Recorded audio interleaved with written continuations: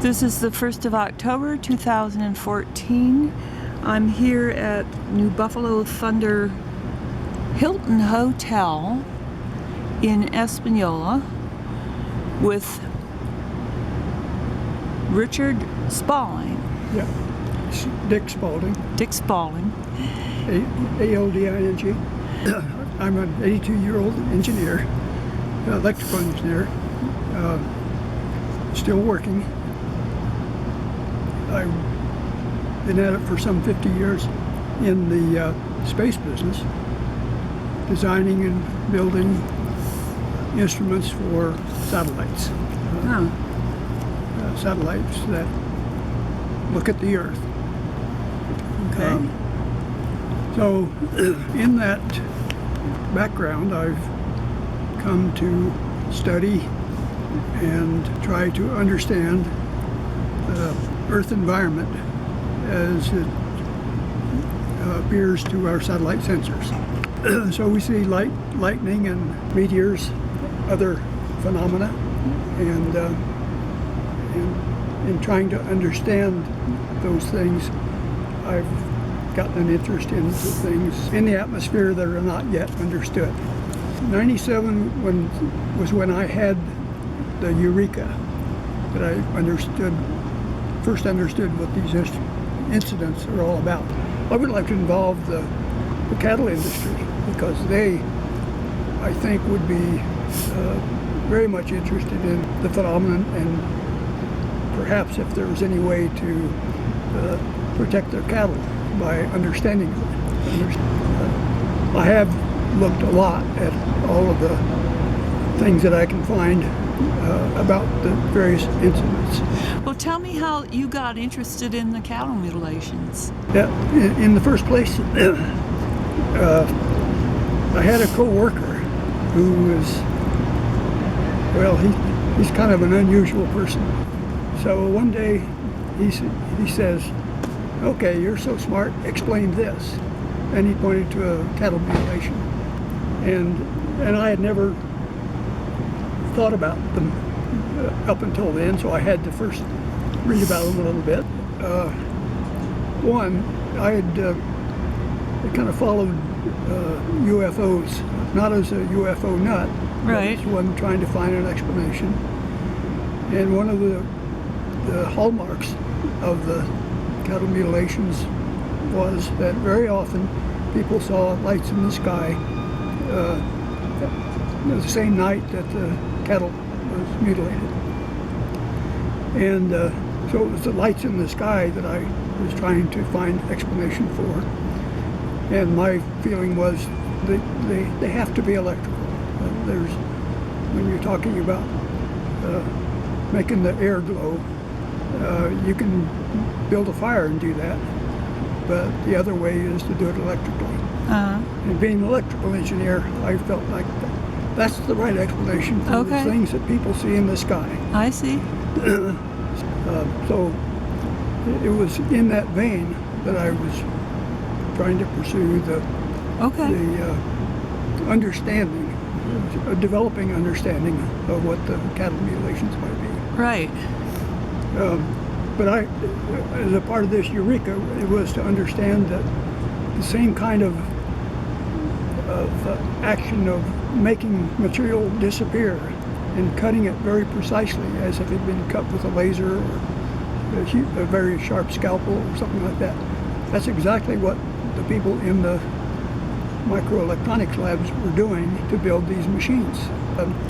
It's a tough one to try to get people to understand and accept as the most probable explanation out there. They were using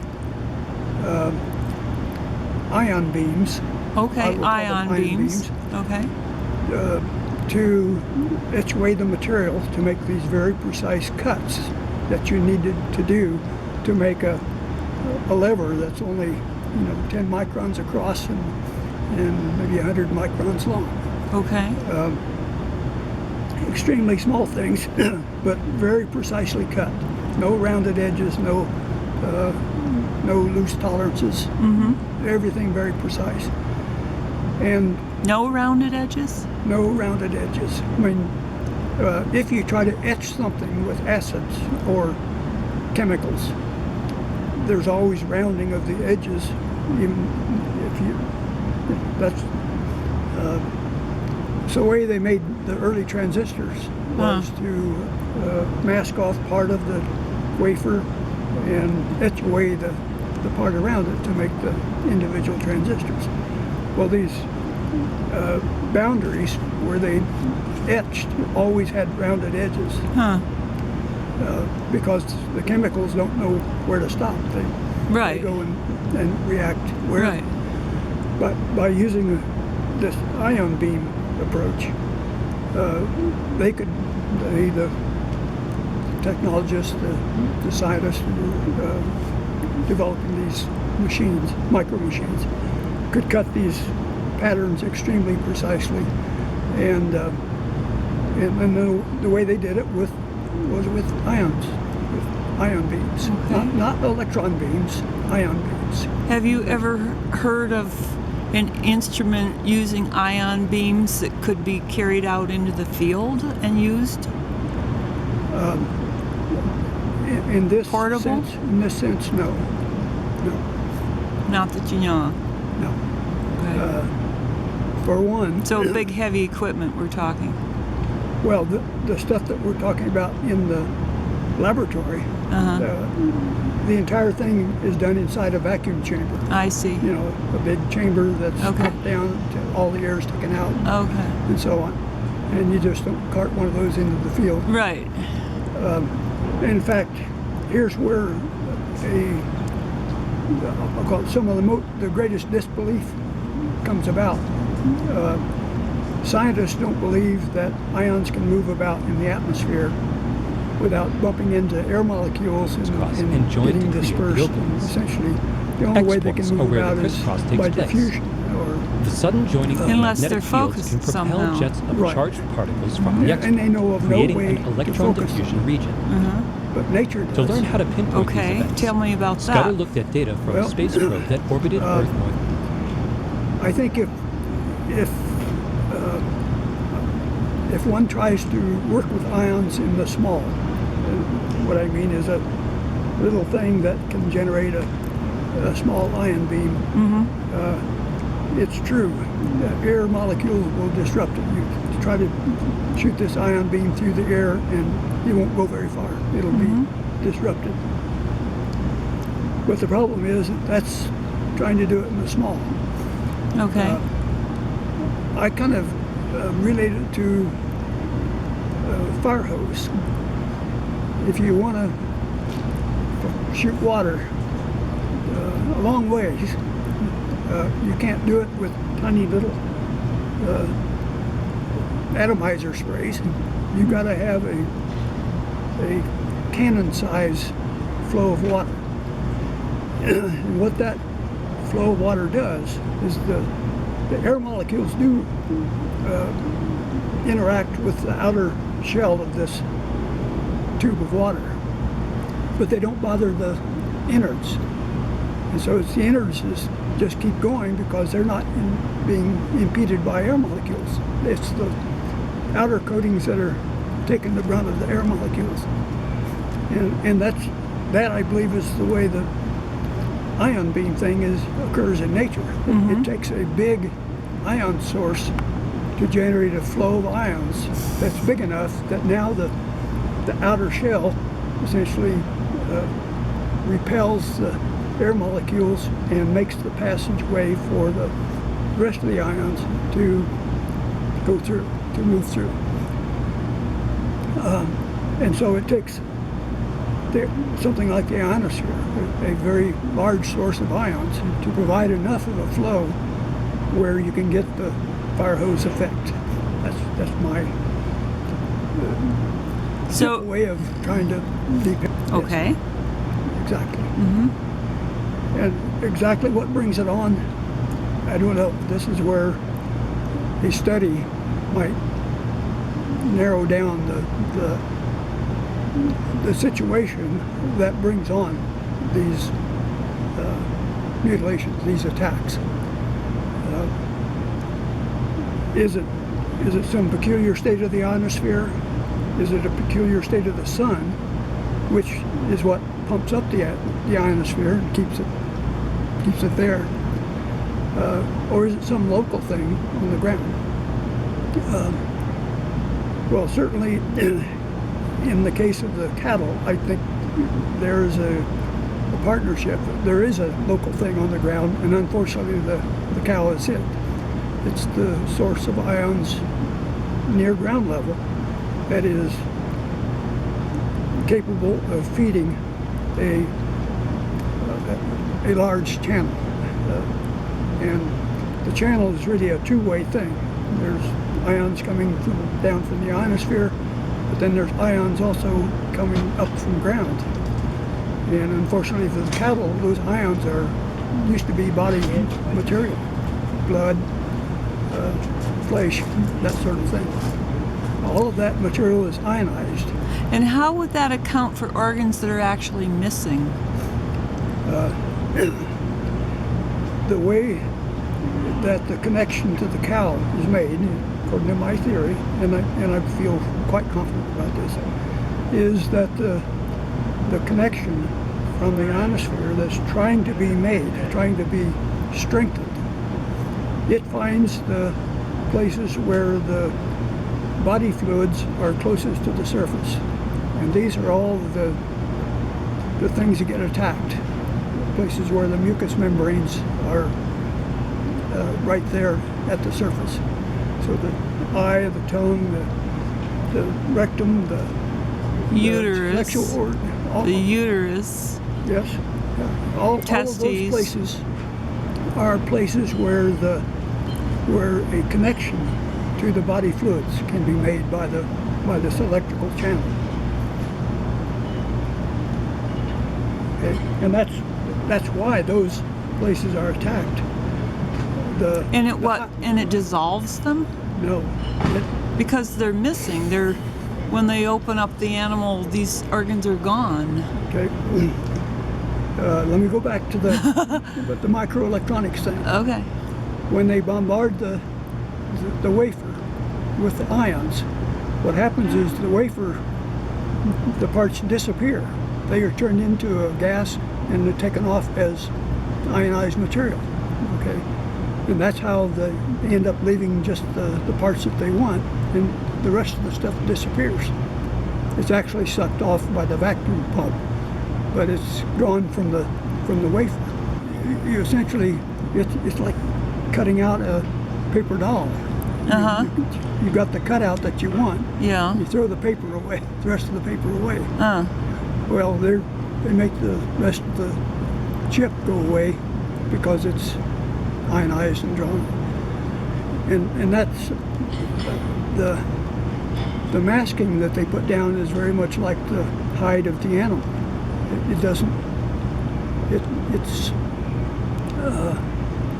It's not a part of the animal where you can get easy access to the fluids. Would this instantly kill an animal, do you think? I think it must. Probably within minutes. And could this happen on a night that was essentially clear and there was not a storm? Yes. It could. This is not a thunderstorm. Does this ever happen to human beings that we know of? Yes. Do you have any examples? Well, we'll get to that later, I guess. That's the evidence part, right? It's very interesting theory.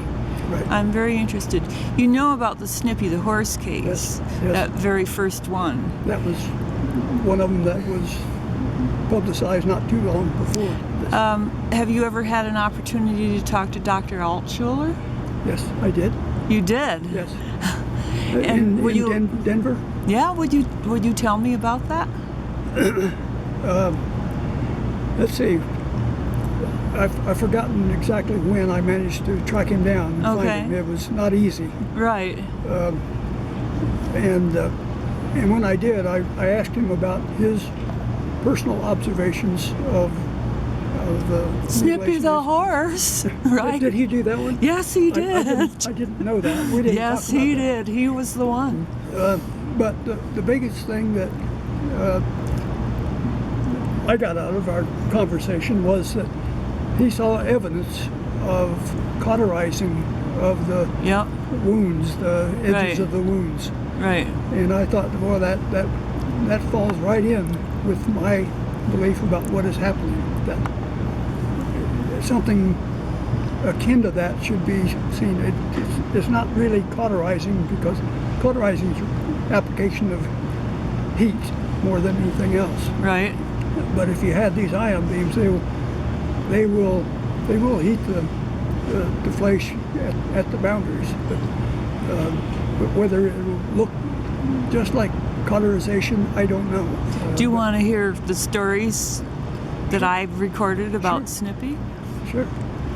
I don't know whether he was the first one to necropsy it, and he wasn't there immediately, but they rounded him up and brought him in. He was at the sand dunes camping out, and he'd seen a UFO the night before, and he was kind of shaken up. This is the dunes in Colorado? Yes. Okay. And I don't know how they found him exactly, but they brought him to the scene, and it might have been 10 days later. There's different stories. And one of the stories is that the brain was missing.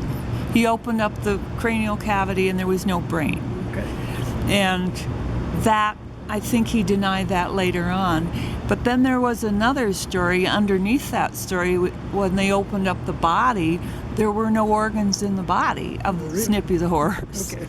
So I really wanted to talk to him and find out, to verify some of that information, whether it was true or any of those stories were true. Were there really no organs in the body, including the brain? I mean, pretty Well, surely. there have been cases where they've found no spinal cord. Yes, Now, you really have to be a surgeon to remove a spinal cord. right. Or a piece of the spinal cord. Yes. And that was from up in Colorado. Was it? Yeah, I investigated that one too. Talked to the veterinarian whose horse, talked to his wife actually. There might have been more than one of Yeah. that happening, but I don't think very strange. a large number of cases have really had good pathologists going after them. That is, people trying to understand the Well, nature of the wounds. they did come in. Los Alamos Labs came in and took these animals away whole and took them to the lab in Los Alamos, where they had a pathologist cutting them up Yeah. and looking at them. And I talked to him too. And he said, there was one thing that really puzzled me in the reports. Have you read the Rommel report? No. I read the Rommel report pretty carefully, and the only anomaly that... Is this an FBI thing? No. Yes. Rommel retired from the FBI to take on that job of investigating for a year.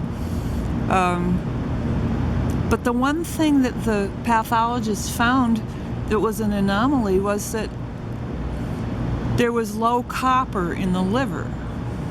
Okay. What's that all about? Right. Why do you say right? Well, when you take something apart using ions, all sorts of I'll say chemical-like reactions can occur. If you want to boil things down, all life is chemical exchange with ions. Okay? Yes. So our blood is just full of ions. However, I will say this. I'm also interested in the phenomenon of earthquake prediction, or earthquake precursors. Yes, indeed. And one of those are earthquake lights. Yes, they are. And I believe those are caused by gases being released from the Right. lower Earth, as it below the Right. Earth crust. And it's the introduction of those gases into the atmosphere that brings on the electrical current that produces the lights, okay, the earthquake lights. Interesting.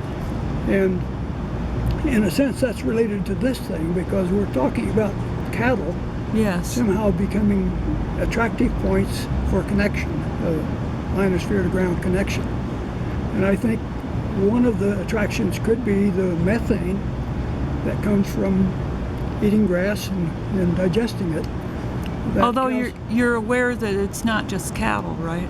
Oh yeah, yeah, but And it's not just herbivores it's and not just grazing ungulates animals, and- right? right. Yeah, there have been pets and other animals, yes. including humans, I believe. I don't know about the humans. You should tell me about that when you get around to it. See Well, how we we're doing. There's a phenomenon involving humans called spontaneous human combustion.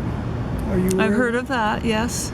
Those incidents involve lots of missing material again, but it's thought to have been burned, right? And one of the theories that is out there about spontaneous human combustion is that it's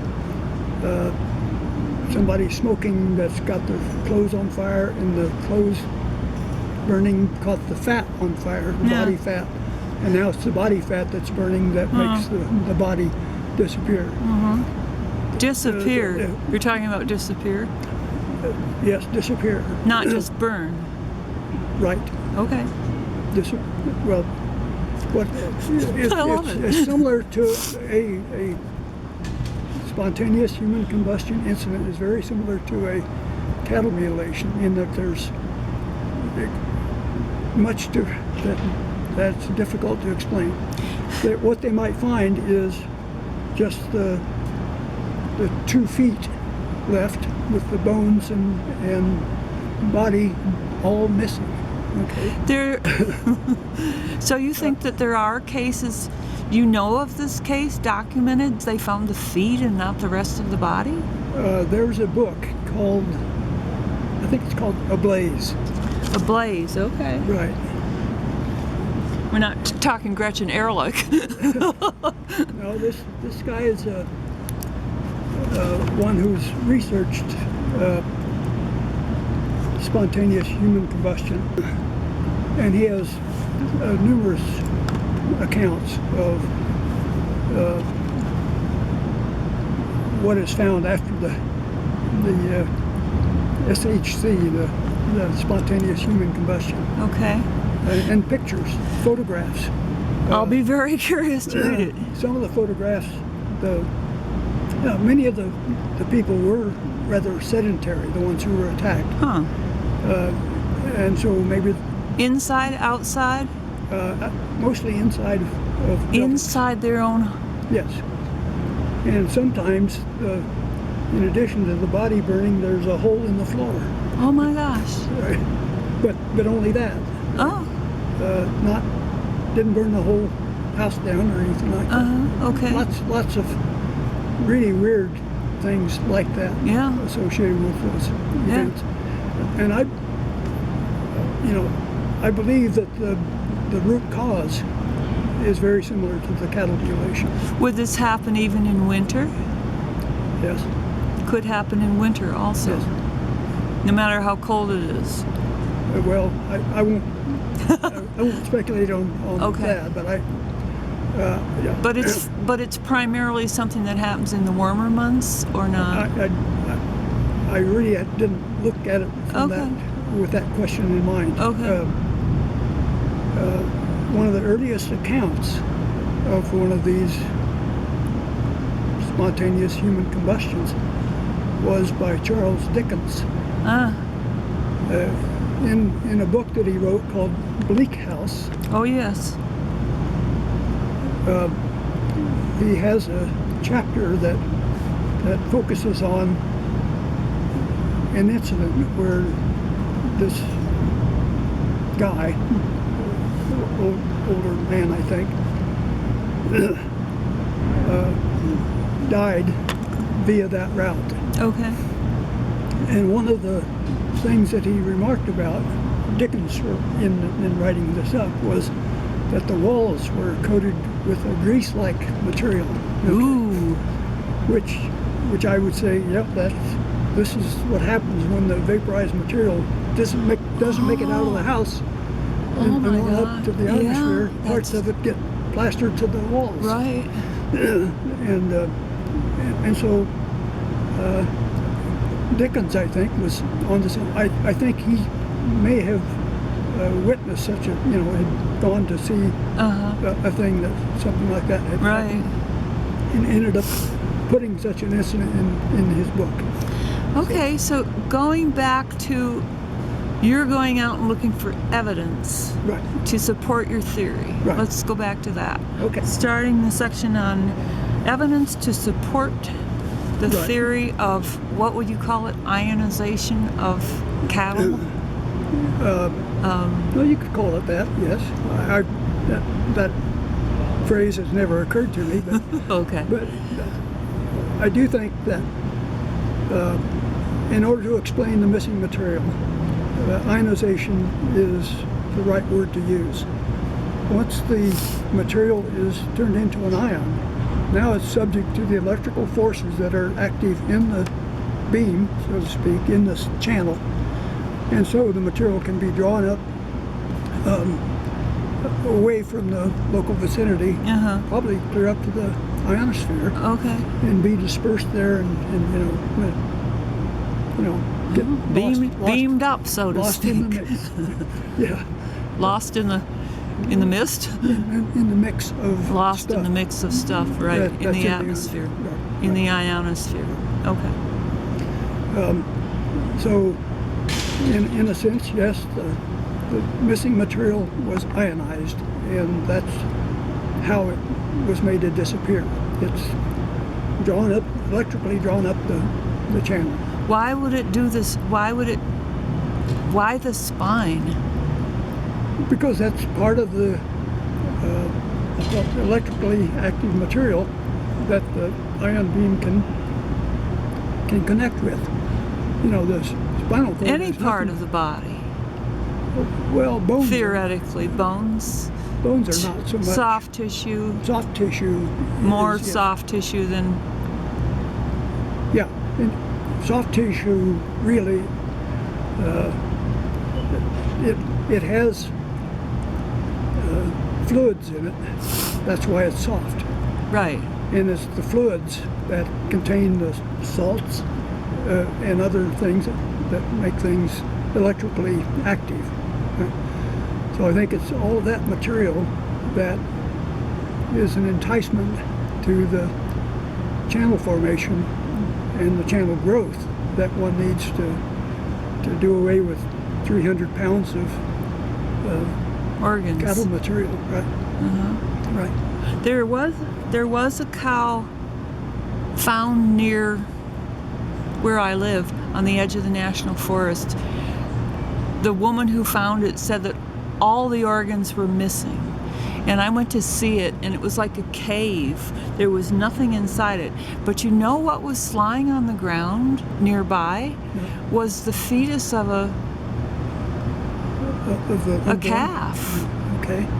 And the farmer happened to drive up, the rancher happened to drive up as we were looking at it, and this happened rather often, this synchronicity of events. And he said that cow was pregnant, and it was having trouble giving birth, and there's the fetus, and that's his explanation. And who were we to deny it? Even though, and he said, well, there's no organs left in this cow because the coyotes and everything attacked it and ate it. But in fact, I've seen cattle that were killed by rattlesnakes, and it just took, nothing came and ate it. Something might come and yank on it a little bit, but it didn't go into it and take out all the organs and leave the bones as a cavity like a cave. Everything was missing from that cow. The same is true with these theories that insects are the thing that devour the... There have been some of the cases where the animal appeared to have had a fresh wound, and the wound got attacked, just like the exposed organs, the exposed soft tissue was attacked. And that makes sense to me, because the wound is a place where the hide hasn't reformed over it. And so it's a place where the connection can be made as well. Well, I also look for other electrical manifestations, dust devils. Okay. What about them? Well, I think they are electrically driven. Right. You know, it's very easy to talk about vortices, you know, and the wind currents and flows and all that, and creating these spinning things. But sometimes it just doesn't feel like there are wind conditions that explain those dust devils out there. There's also people who've claimed that they've seen or had electrical interference produced by dust devils, you know, radio-like interference. I had an encounter with a dust devil about 10 days ago. Oh, really? And it was quite dramatic because I had a sick horse in the pen and she was lying down and I was walking down to see her, and all of a sudden there was this huge blast of cold wind, boom, from nowhere. Right. And this huge dust devil, maybe as high as that, couple of stories high, very large, went whirling through the pen across the way, just like 15 seconds, this big dust devil just dispersed. And when I looked over at my horse, she was on her feet. Really? I mean, it was that fast and it scared her, and she was lame. And she shouldn't have been doing that, but there it was. Up and down. I was really, and where did that cold blast of wind come from? Because that was a precursor. Yes. I've never been that close to a dust devil, and especially one that violent. It was quite pumped up from... If some of the air involved came from high up in the atmosphere, high up in the atmosphere. it would explain how this sudden blast of cold air came about. It's not air that was drawn from around at ground level, but actually came from above. Interesting. But to go back to the dust devil, Uh-huh. one of my nagging questions is, well, how does the ionosphere find the cow? Okay? Indeed. And my thinking is that there's kind of always a constant searching around, a wandering around of... To get grounded. What's that? To get grounded. You have to find a better connection. Right. And the dust devil is, in my picturing it, sort of a model for what that searching thing might look like. Interesting. Okay. And when it finally finds a really good source of ions, the cow, then it really attaches and locks on. Huh. So that's my theory, or my model. For Okay. So what's the clearest evidence you've ever had that your theory might be correct? Well, the mutilations themselves. I mean, Have you ever gone to see one? no, I've never had the opportunity. For many years. In fact, I had a friend who happens to be in Virginia right now, living in Virginia, who, after hearing my theory, he's not a scientist, but he became convinced that I was right. And he said, the next time you hear of a mutilation, give me a call and I'll fly out and we'll both go there and investigate the scene. That's never occurred. There are still some going on up in Colorado. Yeah, from what I've heard. Yeah, there was some last year. Right. I don't think I've heard of any this year. Right.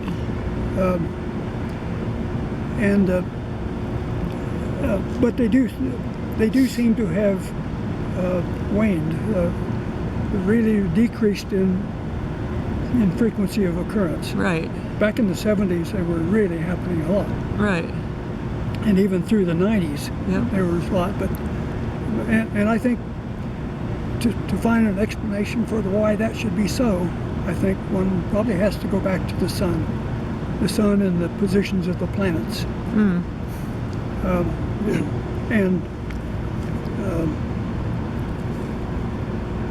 And how would that affect it? Well, What positions of the planets and the sun would make it the most favorable for Well, this to be happening? you've heard of the 11-year solar cycle? Yes. Well, it so happens that Jupiter's orbital period is like 11 years also. Uh-huh. And Jupiter is highly electrical.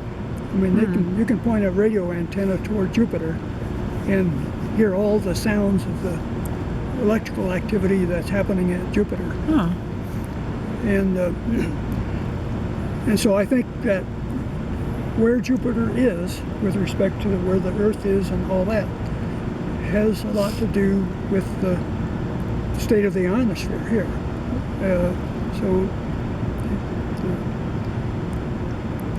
the electrical activity of the sun connects with the Earth, pumps up the atmosphere. I mean, some people call it the solar wind, but there's more to it than it's not just a breeze blowing by of solar particles. It's really electrical. And so if the alignments of the planets can be right, the ones that are strongly connected to the sun, like Jupiter is, then that the Earth can get in the way, and now we've got I'll call it an enhanced ionosphere as a result. Or maybe it's not enhanced so much as it's changed in its character. Maybe it's got more heavy particles in it than it normally does, or something. Okay. That may explain why we're in a lull in mutilations right now, because the planets aren't aligned right. Huh. If you want to use a Do you study sunspots? only a little bit, but I am aware that our current solar cycle is really peculiar. In what way? The sunspots almost disappeared for a large fraction of a year, which almost never happens. In what year? This year or last year? Last year.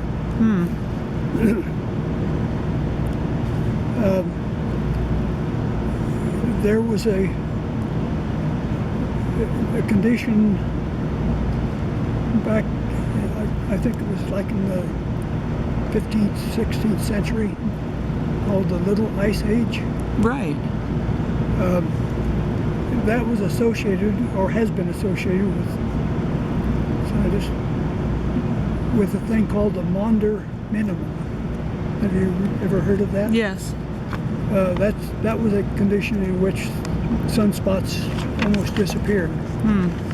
But along with that disappearance of the sunspots came this extremely cold winters and summers. And I think last year people were quite concerned, some people were quite concerned, that we were entering another Maunder minimum. Right. Another period in which the solar activity changes, and as a result the Earth cools. Another puzzling part is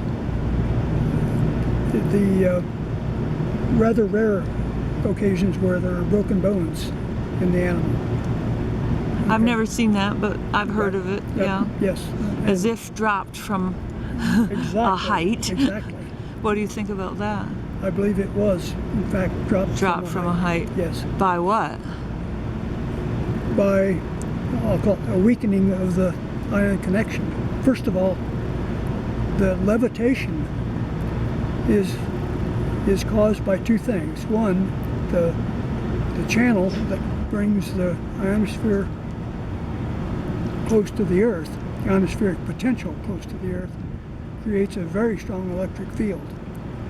At the same time that the ions, which are attacking the animal are also embedding in it temporarily. So now there's a huge attraction, electrical attraction between the embedded ions and the channel. And that attraction can be so strong as to pick the animal up, to levitate it. Have you ever read about the Jerry, what was his name, Garcia? The one, the hunter who witnessed one of these events? A levitation? Near Mora, Chacon? Yes, I think I've Did you read that case? Yes. Investigated by Linda Moulton Howe. He actually saw what he called a sound beam crackling and this cow floating across. Maybe this is not the same account. I did read about a rancher or a ranch hand near Mora. Yeah, that was the one. And he saw this red stream that... Something. Right. Crackling. He called it a sound beam. Okay, I don't recall those words. Right. I was aware of that particular incident. Uh-huh. And he actually saw it, he says, being dragged across the ground, howling. It was alive. It was mooing. Okay. And then when it came to an irrigation ditch, it kind of floated across it, so it was levitating and being drawn somewhere. Right. And he fired on it, whatever it was, naturally. There are quite a number of cases where the one horn of the animal will be hooked into the ground. It will be as if it had been dropped and stabbed into the ground. I never heard of that. Yeah. There was an incident in Washington State that involved a herd of elk. Are you familiar with this story? Maybe. There were some people on the hillsides that were foresters. They were either cutting or replanting trees. Yeah.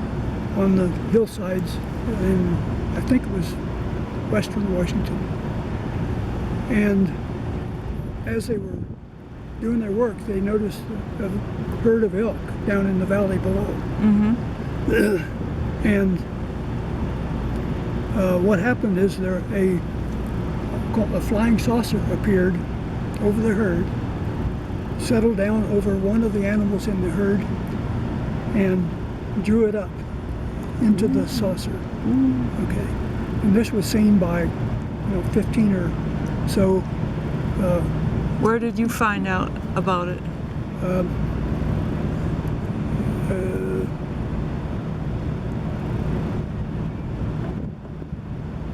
I'm not sure. It's a lot of witnesses. Broad daylight. Yes. The account is 15 still out people? there. Yes, or more. I tried to call some of the eyewitnesses to talk to them about what they had seen. Right. But I never succeeded in getting a phone number. That's too bad. Right. But, what about the authorities? Police or... I don't think they believed the stories. Right. So this was reported by Forest Service personnel? No, I don't know whether they were a private company doing the work or whether they were, I don't know. So this cow was drawn up, elk was drawn up into this light and disappeared, and then what happened? Yeah, it was daytime. Okay. This was a daylight incident. And then what happened? Well, they never saw the elk again, but they did find later a mutilated elk not too far away. As in the Chacon case, did the light then leave? The light? Yeah. To them, during the day, it did not appear to be a light. It was a... But then what did it do? Well, it picked the animal up and then kind of like this wobbled off over the... Somebody created more. The wind did that. The wind did it. The dust devil. The dust devil. And it kind of disappeared over the mountain range. foliage, the hills that were nearby. Wobbled off. Yeah, Interesting. It almost acted like it was having difficulty With the weight. lifting the weight of the hill. That was the That way was the story. But I think a lot of that is in the mind of the observer. Right, of course. In Chacon, my connection was a rancher in our valley who lost several cows, and he had another part of his herd was in Chacon, and his uncle said, "Yeah, we used to see those lights all the time. We said they were witches." Okay. So everybody's looking at it from their own lens, Right. their own orthodox explanation. Or unorthodox explanation, as you are, Yeah, as I am also. Yes, right. Everybody's using what they know and what they think. Right. Anyway, go ahead. That's interesting. Well, anyway, I read the account about what these forest workers saw, and I said that really fits well with my idea, because I'd read several accounts where one, the animal that was attacked, the body was found not in the corral where it was the night before, but somewhere else. And there was a case in Australia where a whole raft of cattle were all found dropped into a water tank, a large water storage My tank. heavens. Okay, picked up and dropped there. There have also been accounts of missing water. A huge water tank, the next day is dry. There's often water nearby where these happen. Not always. No, nothing is always. But there's often water nearby. Really? Yeah, as if that figured into it somehow. That's another aspect that I've not tried to make any. I think 99.9% of the people, if they had any interest whatsoever, if they were asked, would say that I'm a kook for thinking what I'm thinking.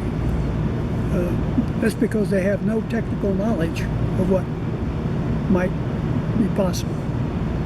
And I think my background has been broad enough that I have the technical knowledge to understand what in fact can happen, and I would say what is happening in these cases. It's the only explanation that makes any sense, other than bringing in aliens or some other. Not even cults could do it. There's nobody out there with It's the too technology. widespread. Right. And I mean, why would it be too, everywhere? there's such a variety of incidents. I mean, and they're all over. They're Right, all over yeah, the place. All over the place. Right. Yeah. What's in the folder here? Okay. I tried to put my ideas out there in the past. You were asking me, had I ever written anything? Right. In 1999, I put together this explanation. Okay. And this was to be a handout at a meeting of the Society for Scientific Exploration, SSE. Are you familiar with them? Maybe. It's a group of scientists who try to explore the things that are on the fringe of, I'll call it conventional science, outside of Okay. and so they were having a convention, a meeting in Albuquerque in, I think it was either May or June of this year, Oh, of this year. 1999. Oh. I was not able to attend the meeting, so I gave a stack of these to a friend of mine who's a geologist, seismologist, and asked him to, because he was a member of the society, to ask him to distribute them to the people there, because there would be a lot of these scientists interested in the enigmas. And so I thought that'll be a good place to introduce the idea to this, the meeting of the Society for Scientific Exploration. Yes. Somehow he failed to do that. He didn't distribute these or even make them available to the crowd of scientists who were gathered there. Okay. So I ended up getting all these things back. Oh, without, too bad. But I thought that was the perfect place for them to put out my ideas and let some real scientists attack them or do whatever they can with the ideas. So this is what I did back then. This was my first formal publication, if you will, of the ideas. So this is yours to keep. Thank you. Let's see, also in this packet is this. Thread-like streams of electric wind. Yes, rotating chip of dry ice leaves a spiral trail of mist on the water.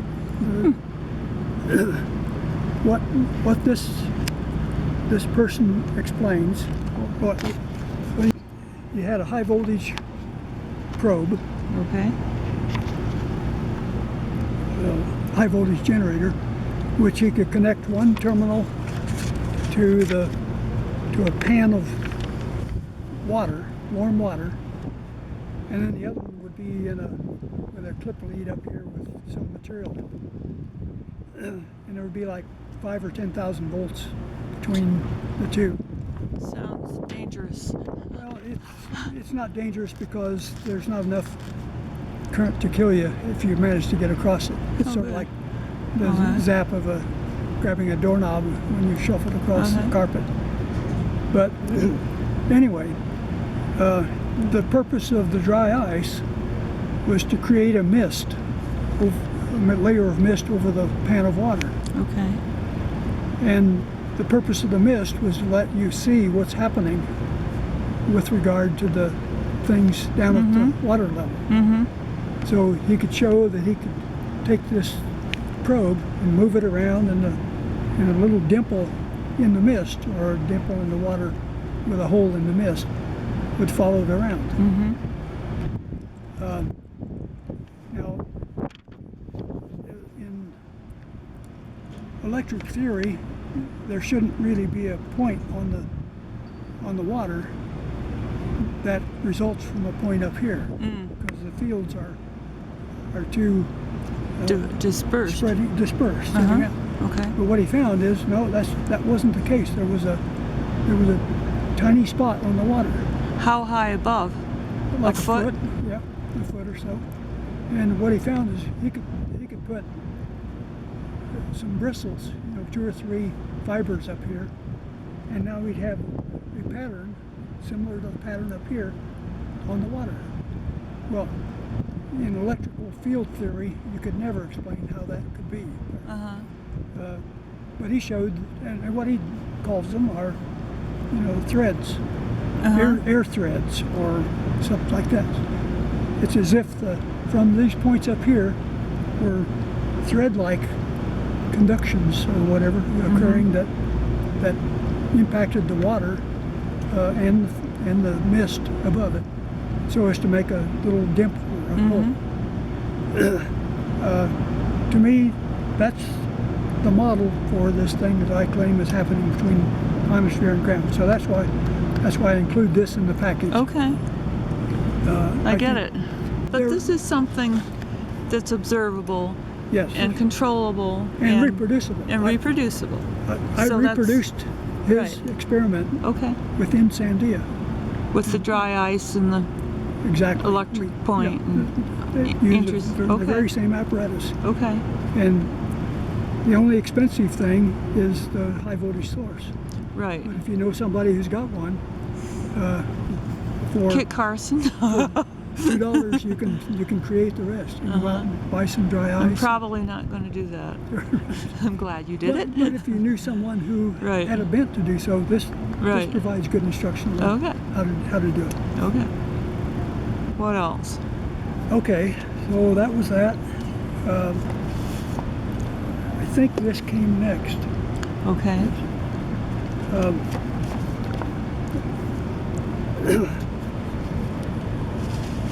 I was contacted by Patrick, one of the two people who put out this pamphlet.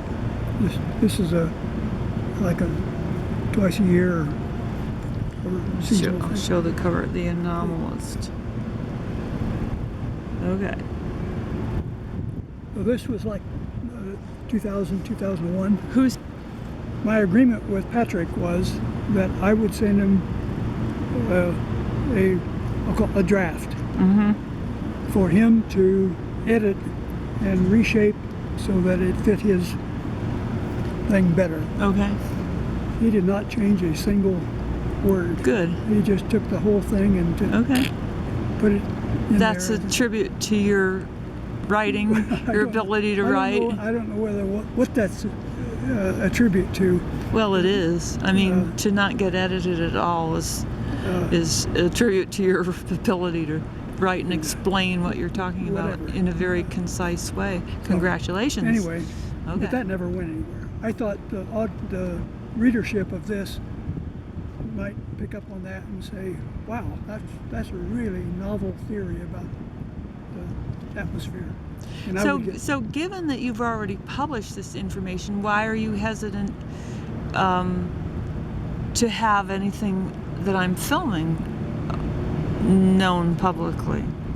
I'm still an employee at the laboratory. Right. And they don't know about this? The laboratory doesn't. Okay. Because You no think one at the you laboratory think reads they this. don't? You think they don't? Well, there might be a few, but Yeah. there's no one in management. Okay. The ones who can Okay. take the axe to me Okay. if I appear to have stepped out of bounds. What if you had already retired? Would you still have reservations about having? No. Today I have to still pay attention. I get it. You're not planning to retire anytime soon, I take it. I'm not planning to retire, it's true. But I don't know how long I can keep up. I get it. Right. It, Yeah. I'm 82. Do you work every day, or Yes, I do. you do? Wow. And you live close by, or do you have a commute, or? A year ago, I was bicycling to work every day. Oh, nice. It's like 8 miles each way. Wow. That figures why you're so in such great condition. Well, I wish I was. It was back in May of this year. I got extremely fatigued to where I couldn't bike to work. And finally one weekend I told my wife, make an appointment, I gotta go find out what's wrong. Well, what's wrong is I have a condition called myelofibrosis, Okay. which is a bone marrow disease, a form of leukemia, Oh, I'm sorry. in which the bone marrow no longer makes Red blood red blood cells. cells. My grandmother had that. And She got without- transfusions periodically. Yes, and that's I'm what not to you. the transfusion stage, Okay. but I'm really feeling the effects of particularly the fatigue. Yeah. I couldn't bicycle to work today if I had to. But Just- still, you're 82. Yeah, and I mean, my hematologist, the one who came up with the diagnosis, he gave me like 8 years to live, based on numbers that he read in the blood work. And that was only a few months ago. But and I thought, well, given if nothing else goes wrong. right, right. I Right. thought, well, gee, Okay, that's not so bad. You know, 8 years. a little extra fatigue. But time to I get can this put up. material out. But it's time to do something. At least record it Yes, and tell your story. Yeah. exactly. That's why we're talking. Right. But I've had a good life, and I'm not afraid, and I won't go to extra measure to try to prolong it Right. if I feel like it's more nuisance than it's, because I've had my day. Yes. So so anyway, that's sort of hanging out there, but it's also an impetus to try to do something. 'Cause, What would you like to see happen, given the situation? well, Let's say, what would you like to see? What would you like to see me do with this information? well, I don't know. You talk about your book. Yes, I would like to use it in my book, And you're anonymously. welcome to do so. Okay. And you can be as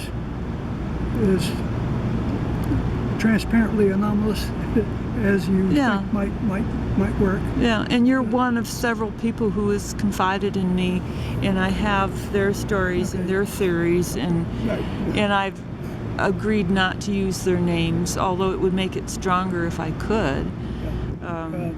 But as long as you don't want me to, I won't. But once you retire, you need to give me a call, and I'll Yeah. make it public. Yeah. Given my current state of health and everything, I'll probably not retire.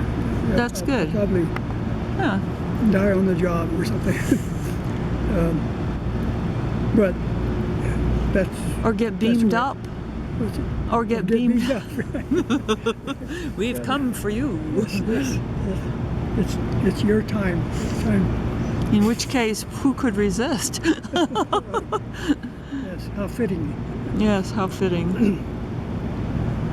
All of these except the one that the last one I showed you tries to cover a lot of different things having to do with the atmospheric Right, enigmas. right. One of the largest complaints that I've had is, hey, you're trying to explain too many things at once. Even though if you talk about this mechanism, it fits all these different things, and so it's not as if I'm trying to solve all the problems of the world with a one brush that covers all. It just happens that that's the way nature appears to be working. It does fit quite a few Yes. of those things, Right. which is why there's no tracks, which is how something from an interior of an animal could disappear without any exterior No trace, right? cut. How levitations can occur. Yeah. That would, I mean, why there's no blood, right? why it can happen so quickly and nobody ever sees anything or hears anything. I mean, I think pretty much people who have studied this for a long time have said, oh, it's got to be aliens, because Just humans can't do that. humans can't do this. I mean, we don't know of anything in nature that could do it Right. or does it. We've never experienced this. Once I get it out there, and what I'll do is I walk through my various experiences with the phenomena, and then at the end I'll present all the theories and the various researchers, and everybody had their own theory. Yes, they do. And mostly it was based on their own experience. This is my experience. And the latest book out is by Gabe Valdez's son. He was the investigating officer on our forensic team, and he had been with the state police before he came on board. And we had a former district attorney, Paternoster, who created the forensic team. I tried to contact Paternoster many years back. Okay. Did not succeed in getting his attention. We were cohorts, Okay. investigative cohorts on this, and I want to go back to him and follow up with another interview. And So I will walk my audience through these various stages of my investigation, and at the end give the theories. and maybe end the book with your theories. Why not? It would make a good bracket for the story. Yeah. The one reason that it might be fitting at the end is because it does explain everything that's unusual about the incidents. It provides an explanation as to why there's missing blood, why there's no blood found. Well, they said that it was because the animal was already dead and the heart had stopped pumping, and that's why nothing bled when the organs were It's a good excised. story, but if you pathologist check the veins and there's no blood in them, Well, I don't know how often that actually happened. right, it hasn't happened. But if they had a theory to, Exsanguated, is that what they call it? yeah, I don't know of any that were actually exsanguated. I mean, I watched a necropsy on a cow, and there was plenty of blood in the tissues. Right, It wasn't pale and exsanguated, but Jesse Gonzalez said that animal that he saw, the first one, was the tissue was pale and it looked weird. But I saw other things that I have no idea what they were. I mean, they opened the neck.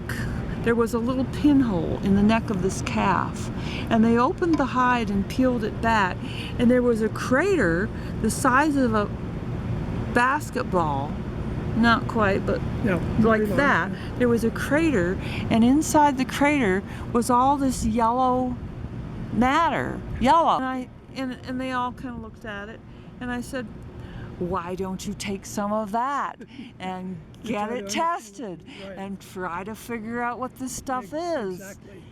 You know, but why? I'm the reporter, but and they weren't going to do it. Yeah. And I think that they did actually take some because I suggested it, but otherwise they wouldn't have. I don't know what that stuff was. I don't know why it was there. I don't know what that had to do with anything. I never saw it before. I never saw it again. Never heard anything back from NIDS about it. And this was a calf. No, it was a different calf, but it was in that Des Montes area above Arroyo Hondo where they found another one not too far away where they found what they called tracks, these huge indentations that were quite heavy, and they were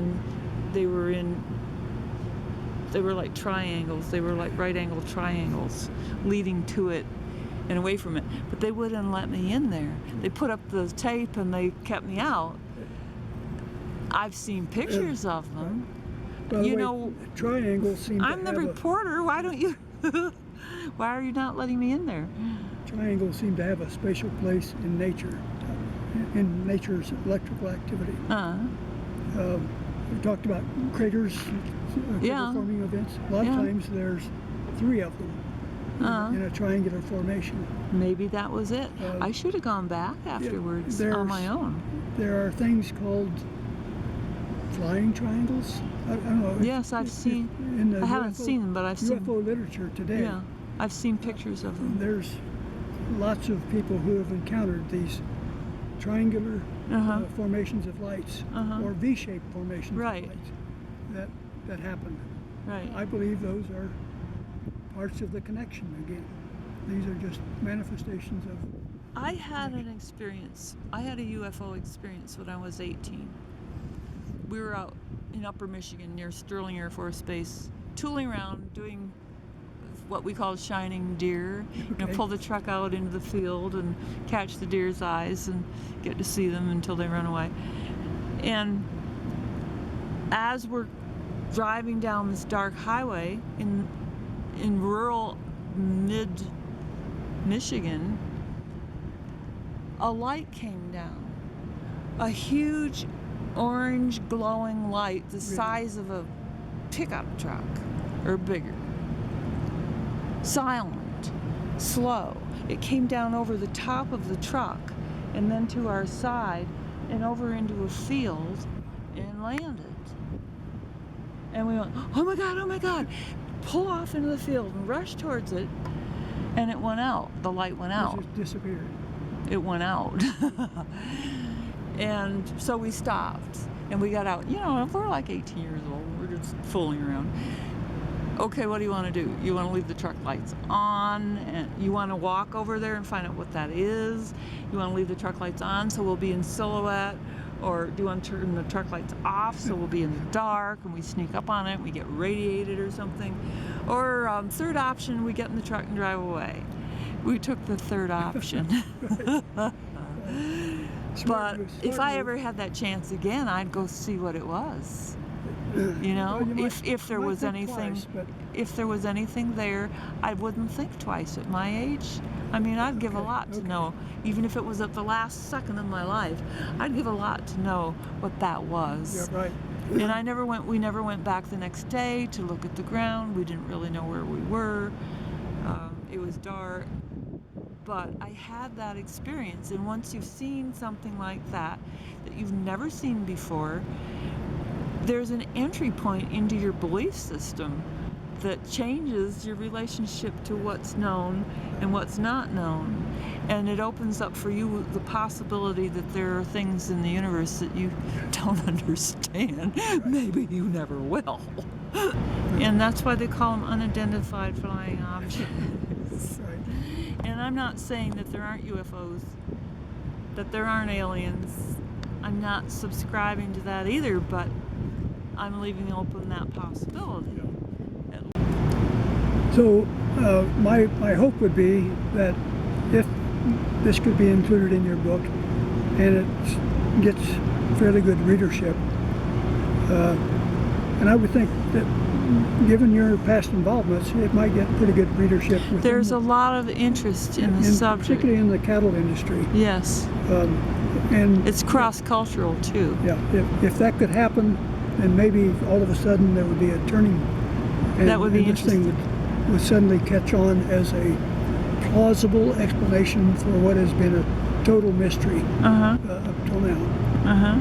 So that's my great hope, that somehow something like that could happen.